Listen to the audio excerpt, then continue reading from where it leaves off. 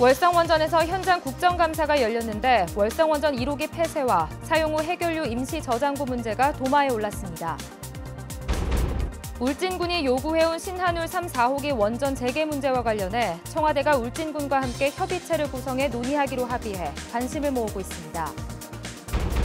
지난해 포항 지진과 지열발전소의 관련성을 조사하는 정부 합동조사단에 포항시민 대표가 합류했습니다.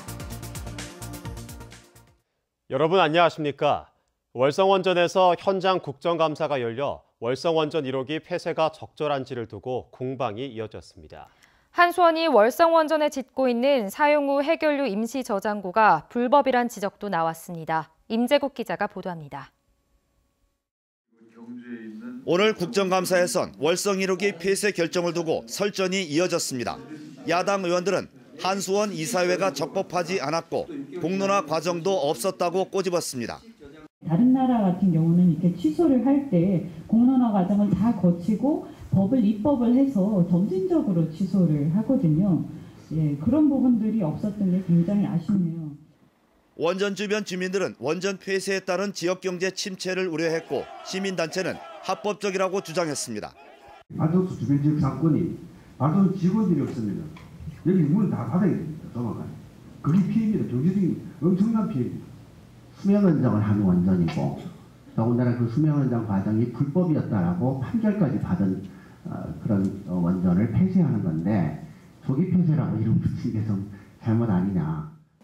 사용 후 해결료 처리에 대한 공방도 이어졌습니다. 여당 의원들은 정부 방침과 달리 월성 원전 등에 임시 저장 시설을 짓는 것은 불법이라고 따졌습니다.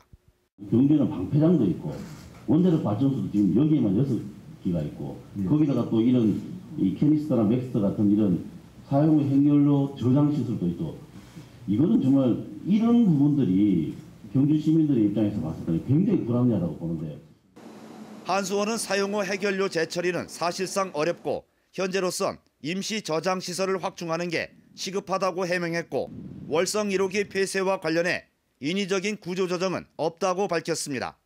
월성 1호기와 관련해서 이 월성 원자력본부에서 단 한 명의 인원도 구조조정되지 않을 것이고 단 한 개의 협력업체도 줄어들지 않을 것을 약속을 드리고요.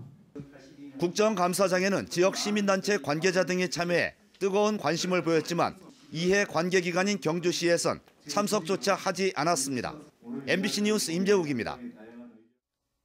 울진군이 요구해온 신한울 3, 4호기 원전 재개 문제와 관련해 청와대가 울진군과 함께 협의체를 구성해 논의하기로 합의했습니다.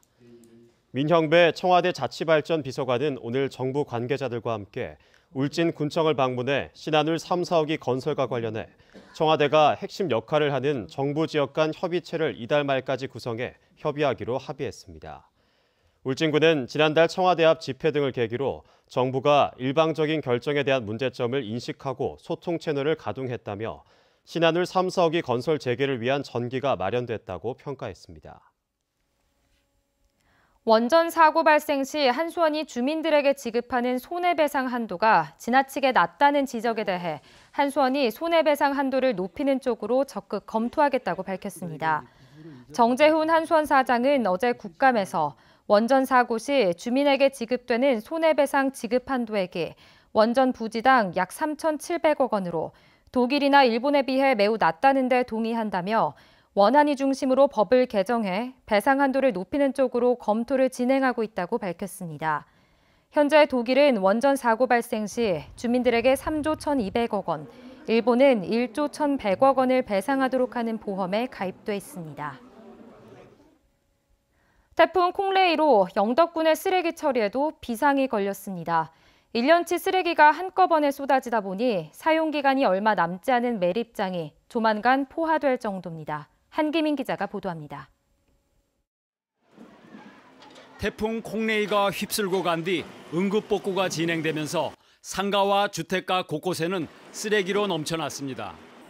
가재 도구부터 부서진 건물 잔해며 가전제품까지 온갖 종류의 쓰레기가 거리마다 쌓여 통행이 힘들 정도였습니다. 열흘이 지났지만 아직도 골목 곳곳에서는 미처 처리하지 못한 쓰레기를 수거하는 작업이 한창입니다. 쓰레기가 계속 나오다 보니까 저희들은 밤새도록 작업을 해서 지금 마무리를 지으려고 애를 쓰고 있습니다. 지금. 영덕에서 현재 유일하게 운영 중인 강구면 매립장은 쓰레기 처리에 비상이 걸렸습니다. 1년치 쓰레기가 한꺼번에 쏟아진 데다 물에 젖은 채 분리되지 않은 것들이 대부분이어서 몽땅 그대로 묻어야 하기 때문입니다. 이로 인해 당초 오는 2021년까지 사용할 것으로 예상했던 매립장이 1, 2년 안에 포화될 처지에 놓였습니다. 연간 매립량이 4,000톤인데 이번 태풍으로 인해서 그 4,000톤이 매립이 됨으로써 영덕군의 쓰레기 매립장은 포화 상태에 이르러 갑니다. 이걸 위탁 처리를 하지 않으면 영덕군의 쓰레기 처리에 상당한 문제가 됩니다. 좌초대 부서진 어선과 하천을 통해 그대로 바다에 유입된 해안 쓰레기는 아직 손도 대지 못하고 있습니다. 영덕군은 태풍 쓰레기를 다른 지역에서 매립하거나 소각할 수 있도록 정부에 10억 원의 국비를 요청하는 한편 기존 매립장 증설 계획을 앞당겨 추진하는 방안을 검토하기로 했습니다. MBC 뉴스 한기민입니다. 지난해 포항 지진과 지열발전소의 관련성을 조사하는 정부 합동조사단에 포항 시민대표가 합류했습니다. 지열발전 정부 합동조사단은 최근 백강훈 포항시 의원과 양만재 포항지진 지열발전 공동연구단 연구위원을 시민대표 자문위원으로 위촉했습니다. 그동안 포항에서는 조사의 객관성과 투명성을 높이기 위해 시민대표를 조사단에 합류시켜야 한다는 주장이 곳곳에서 제기되어 왔습니다.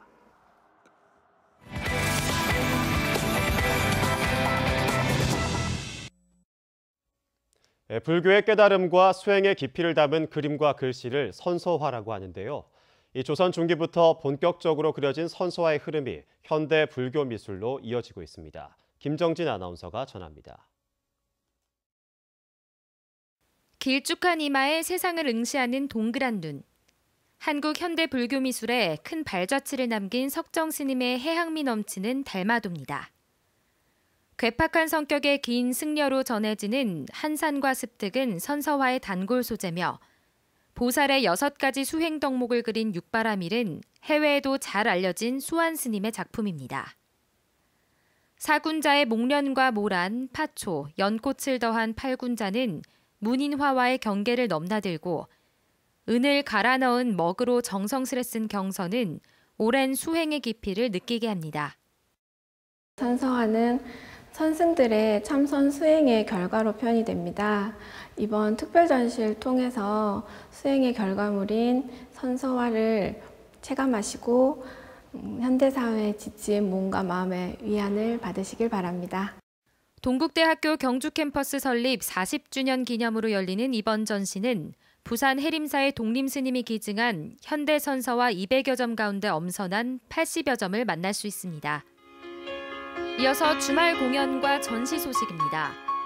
극단 가인의 창단 30주년 기념 영일만 친구가 포항 아트센터에서 공연되고 포항 플루트 앙상블의 위드첼로 앙상블 친선 교류 음악회가 포항시청 대잠홀에서 열리며 청소년 협주곡의 밤이 경주 예술의 전당 화랑홀에서 펼쳐집니다. MBC 뉴스 김정진입니다. 국회 국방위원회는 지난 7월 포항에서 발생한 해병대 마리논 헬기 추락 사고와 관련한 조사소위원회를 구성하기로 합의했습니다. 조사소위원회는 여야 의원 4명으로 구성해 헬기 진동 수치 초과와 탑승자 인원 규정, 소방 안전 문제 등 3가지 쟁점에 대해 민관군 합동조사위원회가 조사하고 조사소위에서 검증하기로 했습니다. 추가 조사가 필요한 사안은 조사소위가 검토해 합동조사위원회에 건의할 예정입니다. 오늘 탁 트인 맑은 하늘이 인상적인 하루였습니다. 주말 동안에도 청명한 가을 날씨가 이어지겠고 낮 기온은 20도 선으로 선선하겠습니다. 안수진 기상캐스터입니다. 오늘 가을이 선물한 맑고 청명한 하늘을 마음껏 만끽할 수 있는 하루였습니다. 주말 동안에도 미세먼지 걱정 없는 깨끗한 하늘 보실 수 있겠는데요. 다만 찬 대륙 고기압이 확장하면서 당분간은 쌀쌀한 날씨가 이어지겠습니다. 내일 아침 기온은 6도에서 9도로 오늘보다 3에서 5도가량 낮아 다소 춥겠습니다. 낮 동안에는 맑은 하늘의 기온이 빠르게 올라 20도 안팎에 머물겠는데요. 낮과 밤의 일교차는 크게 벌어지겠습니다. 내일까지 동해안으로는 너울로 인한 높은 물결이 해안도로나 방파제를 넘는 곳이 있겠습니다. 해안가 안전사고에 유의하시기 바랍니다. 자세한 내일 날씨 알아보겠습니다. 내일 맑겠습니다. 아침 기온 6도에서 9도, 낮 기온은 19도에서 20도입니다. 울릉도와 독도의 하늘도 맑겠습니다. 아침 기온 울릉도 12도, 독도 15도, 낮이 되면 울릉도 18도, 독도 17도입니다. 동해상으로도 청명한 맑은 하늘이 이어지는 가운데 오전까지는 파고가 다소 높겠습니다. 바다의 물결 동해 전해상에서 최고 3m까지 일겠습니다. 다음 주에도 대체로 맑은 날들이 이어지는 가운데 기온은 평년과 비슷하겠습니다. 날씨였습니다. 제9회 대한민국 독도문화대축제가 오늘과 내일 포항 영일대 해수욕장 일원에서 개최됩니다. 주제 공연인 뮤지컬 우편번호 40240, 포항 소년소녀 합창단 축하 공연 등 다양한 공연이 펼쳐지고 수토사 전통의상 체험 코너와 독도사랑 프리마켓 등이 마련됩니다. 특히 전국 각 대학교 독도 동아리 회원과 외국인 유학생 등 3천여 명이 함께 어울려 문화예술로 다가서는 독도를 체험하게 됩니다. 사립유치원 비리 논란과 관련해 대구와 경북교육청이 대책을 발표했습니다. 대구시 교육청은 사립유치원 감사 결과를 다음 주 안에 모두 공개하고 소규모 유치원 75개에 대한 종합감사 일정도 앞당겼습니다. 또 오늘부터 비리 유치원 제보를 받아 비리가 적발되면 고발 조치하기로 했습니다. 경북도 교육청은 25일까지 사립유치원 감사 결과를 실명 공개하는 한편 사립유치원의 회계 및 인사 등 컨설팅을 지원하고 3년 주기인 사립유치원에 대한 감사를 상시 감사 체제로 바꾸기로 했습니다. 포항시 남구 상도동 뱃머리 마을에 국화잔치를 앞두고 10만 송이의 국화가 만개했습니다. 포항 남부경찰서 앞에 조성된 뱃머리 마을 꽃밭은 포항시가 2012년 기피시설인 하수처리장을 도심공원화해 봄에는 튤립, 가을에는 국화를 심어 볼거리를 제공하고 있습니다. 포항시는 오는 22일부터 11월 4일까지 뱃머리 마을 국화잔치를 개최합니다. 문화재 주변에 조성한 구절초 꽃단지가 관광자원으로 주목받고 있습니다. 경주 신라문화원은 2년 전부터 변산반도에서 옮겨온 구절초를 서학동 3층 석탑 주변 5천여 제곱미터에 심고 절정기인 지난주에 이어 내일도 음악회를 열기로 했습니다. 지난 2011년부터 서학동 3층 석탑 주변을 정비한 신라문화원은 또 인근 서학서원에서 4월부터 10월까지 고택음악회를 열어 문화재 활용을 통한 관광자원화 사업의 기반을 마련했습니다. 동국대학교 경주 캠퍼스 사격부가 전국체전 남자대학부 공기소총 단체전에서 2연패를 달성했습니다. 한창희와 남태윤 등 3명의 선수는 1866.9점을 합작하며 지난해 전국체전에 이어 올해도 금메달을 땄습니다. 포항 여자전자고등학교 축구부도 전국체전 고등부 결승전에서 경기 오산정보고를 1대 0으로 물리치고 금메달을 목에 걸었습니다.